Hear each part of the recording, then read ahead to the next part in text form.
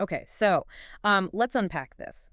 Imagine a world where, like, ancient Greek myths aren't just old stories, but they're real, a hidden reality, kind of lurking just beneath the surface of our modern lives. Right under our noses. Exactly. Today, we're doing a deep dive into this really fascinating set of sources that throws us right into that secret world. Yep. And our mission, basically, is to figure out the surprising truths behind this woman, Casey, who seems totally ordinary at first. But her life gets tangled up. Oh, yeah. With powerful warriors, vengeful gods, and this destiny that stretches back like millennia. Precisely. And the sources we have, well, we've got excerpts from a book promising this epic scope, a fresh take on the Olympian gods. Okay.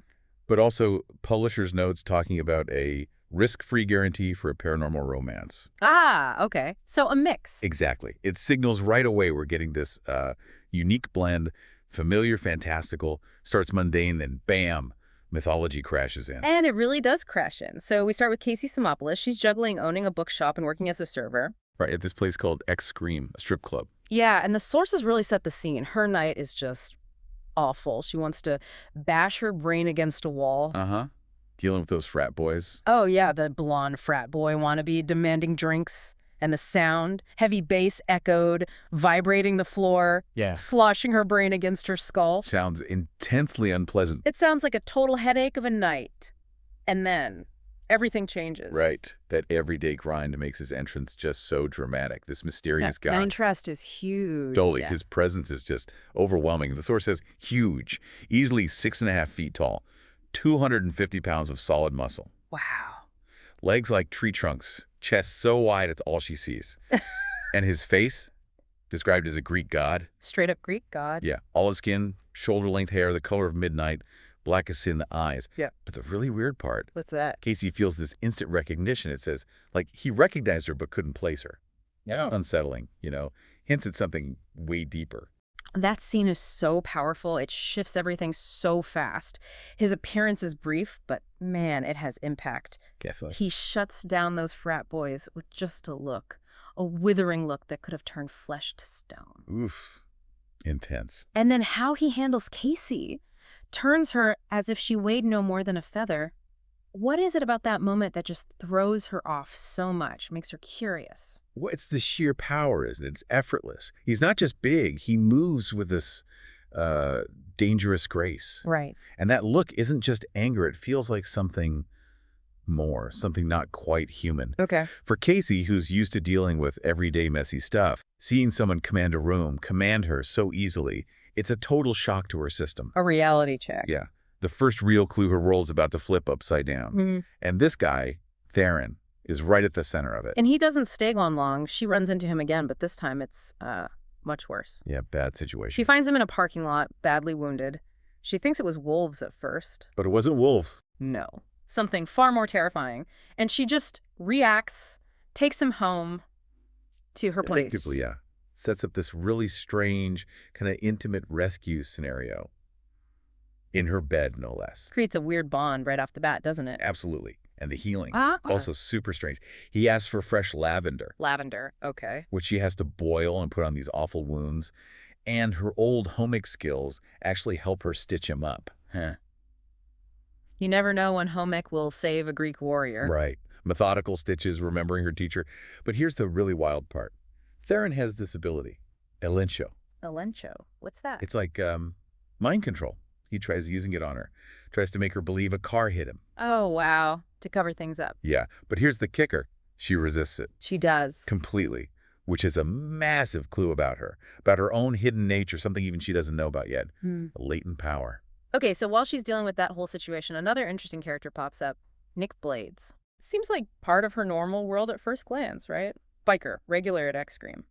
Got that jagged scar down his face. Yeah, coupled to jaw. Casey feels he's harmless, but also dangerous. What's his deal? How does he connect to all this? Well, Nick is way more than meets the eye. Turns out he's a Mythos. Mythos? Yeah, half human, half Argolean. Right. Part of this hidden race living between worlds. Gives him a unique perspective. Half Argolean, like the Hidden Realm people. Exactly, and his scars have been tingling for days. He senses this shift happening. Plus, he can sense danger, even death, around people. He senses it with Casey's friend Dana. So he knows something's up. Definitely. And he's protective of Casey. It's not random. It hints they share this lineage.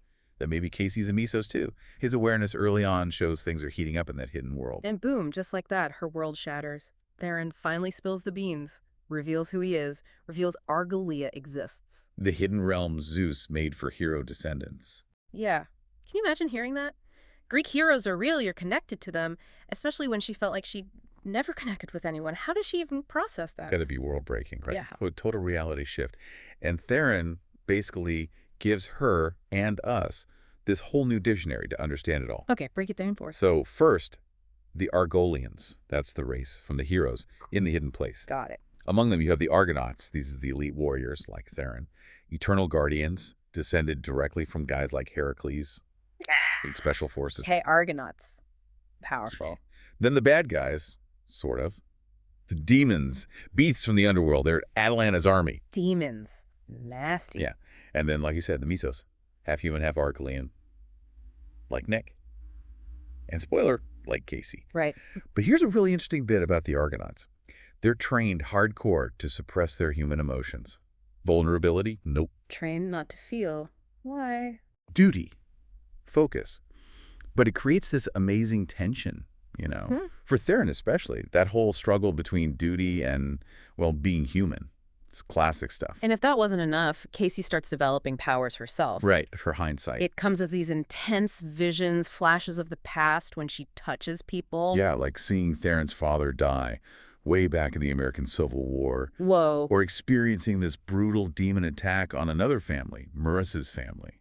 It's visceral. How does that connect her? Does it just freak her out, or? It definitely freaks her out, but it also plugs her directly into this ancient conflict. It's not just abstract history for her anymore. She feels it. Exactly. She inherits the trauma, the history, forces her to accept that her life, her being, is tangled up in this huge mythological fight. And that fight has a face. Atalanta. The main antagonist, yeah. A demigod.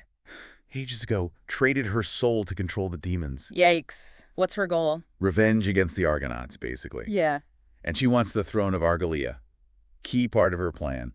Stop a prophecy by killing marked half-breeds, like Casey. Ah, so Casey's a direct target. Big time. And about those demons the sources mention, crucially, only fire really destroys their bodies for good. Which explains. The burning of Casey's bookshop. It wasn't random vandalism. It was demon cleanup. Brutal, but necessary in their world. So this isn't just about revenge for Atalanta, is it? Killing the half-breeds. No, it's deeper. It's that classic fear of prophecy, right? She's trying to dodge her own downfall, secure her power forever by eliminating the threat the prophecy represents. And that bookshop burning. Wow. Makes it personal and terrifyingly real for Casey. No turning back now. Exactly. It forces her hand. She's in this ready or not. So let's dig into that prophecy. Casey is the marked half-breed. She has this Greek omega symbol on her lower back. The identifier. And her existence is the key. Fulfilling the prophecy makes Atalanta mortal, weakens her powers. Which finally lets the real war for Argolean freedom kick off. That is a massive weight to put on someone who just days ago was worried about tips and overdue library books. It really is. And there's another twist. Here is curse. A curse on top of everything else. Yep. Hera, mad at Zeus and Heracles, curse the Argonauts. Yeah. They can only truly recognize and acknowledge their soulmate Okay. by tapping into the very humanity they're trained to suppress. Oh, wow. That's brutal. It's a perfect internal conflict, isn't it? Pits Theron's training, his duty, against his deepest feelings, especially as he's clearly drawn to Casey. It forces him to choose, basically, between being an Argonaut and being human. So into this mess goes King Leonidas, Theron's king. Right. And also father to Isadora, Theron's fiancée. The king is frail, apparently spent time secretly living among humans. Now he's sick. And he wants to meet Casey. Why? Because she's his daughter. Wait, Casey is the king's daughter? Surprise. Yeah. He wants to meet her to secure Argolea's future through the prophecy. Puts Theron in an absolutely impossible spot. Duty to the king, duty to Argolea, feelings for Casey. Who is the king's other daughter? Man. Exactly. And then there's Isadora, the princess, Theron's intended. How does she fit in? She's described as sheltered, cloistered, scared of the arranged marriage, feels inexperienced, but underneath that, she desperately wants to save her people. And eventually she wants to save Casey, her sister she never knew she had. Her journey becomes surprisingly selfless. Family ties, even unexpected ones, driving things. But while Casey's dealing with royalty and prophecy, The danger is still very real. Oh, absolutely. Which we see with Dana. Her friend from X-Scream. So tragic. Yeah. Turns out Dana was a Mythos too. And a senser, she could sense disease. She felt her own death coming, this change coming. And she's found. Killed by demons, brutally. Heart removed. Ugh. That just hammers home the stakes, doesn't it? Totally. It's a devastating loss for Casey. Makes it crystal clear this isn't some abstract myth. It's a real dangerous war with terrible costs for people she loves. No one's safe. Then things get even wilder. Casey ends up in the underworld. Meeting Hades and Persephone, as you do. Right. And Hades drops a bombshell. A big one. He reveals Theron's original mission from the king wasn't just to meet Casey. Nope. It was to sacrifice her. Ouch. To save Isadora and make the prophecy work. That changes everything about how Casey sees Theron. Puts him in such a complicated, dark light. But wait, there's more. The truth gets even twistier. How so? Isadora. Remember, the sheltered princess. She steps up. Big time. What does she do? She makes her own deal with Hades. Trades her soul to save Casey. Whoa. Seriously? Seriously, an incredible act of sacrifice. She defies everything to save the sister she just found. Ensures they both survive to fulfill the prophecy together. That's wow. Sisterhood and sacrifice. Powerful stuff. It really is. And they do fulfill it. The sources describe them joining. One half human strength, one half God strength. Creating the perfect Argolean needed to strip Atalanta of her immortality. That's the key. Yeah. It makes Atalanta vulnerable. It's the moment that truly ignites the war. They move from defense to offense. What does that joining really signify, though, that blend? It's symbolic, right? Huh. The ultimate merging of the two worlds, human and divine. Strength isn't purity. It's integration. Balance. It completely flips the script on Atalanta. And all this forces Theron's internal conflict right to the surface. It absolutely rips him apart. His Argonaut duty, protect Argolia, versus this undeniable love for Casey that's unlocking his humanity. He's trapped by Hera's curse. Totally. He literally says she's his curse, his soulmate, his life, and feels powerless to stop her potential death. It's agony for him. This isn't just choosing a partner, it's choosing who he fundamentally is. It's a complete identity crisis, millennia in the making. Pretty much. His love for Casey forces him to confront everything he was trained to be, turning that curse into maybe a path toward being whole. But Casey's not just waiting around for him to figure it out. Not at all. She shows incredible strength there. She confronts him, right, demands honesty, refuses to be sidelined. Yep. She tells him straight up how she feels, pushes past his walls, declares her love, fully knowing what she's signing up for. Like a 400-plus year lifespan in this crazy new world. Exactly. Her standing up for herself, demanding truth, wanting him. It's incredibly powerful. She forces the choice. Her emotional courage is maybe her greatest strength. I think so.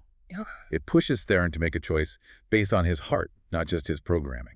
And he does make a choice, the ultimate choice. He does. Despite all that Argonaut training, he chooses Casey. And not just her, but the Mythos, too. Yeah. He helps them rebuild their homes after the demon attacks. He shifts his loyalty. It's huge. Redefines his whole purpose, his duty. From ancient rules to present connection. And Casey chooses him, chooses this life, embraces her destiny. It's about finding family, choosing your own path. Exactly right. Theron's choice is the peak of his arc. It's not just romance. It's choosing empathy, connection, building something new over sticking to rigid old ways. Real leadership through compassion. So wrapping this up, what's the big takeaway here? We've seen this ordinary life just explode into myth and prophecy. A random encounter sparks this huge destiny. And love. Love basically rewrites the rules of heroism, pushes people past limits, challenges ancient traditions. Absolutely. I mean, this deep dive really makes you think about how much complexity might be hidden just under the surface of our reality. Right. It asks us, if these myths were real, what forgotten truths could be shaping our lives right now? What destinies are unfolding that we just don't see? It shows heroism isn't always about power given, but maybe about the choice to be vulnerable, to connect even when it's hard. That feels right. It challenges the old archetypes. It really makes you wonder, doesn't it? If there's some epic story, some mythic thread playing out in your own life that you just haven't noticed yet. Maybe the real magic isn't just in the stories we read, but the ones we actually live.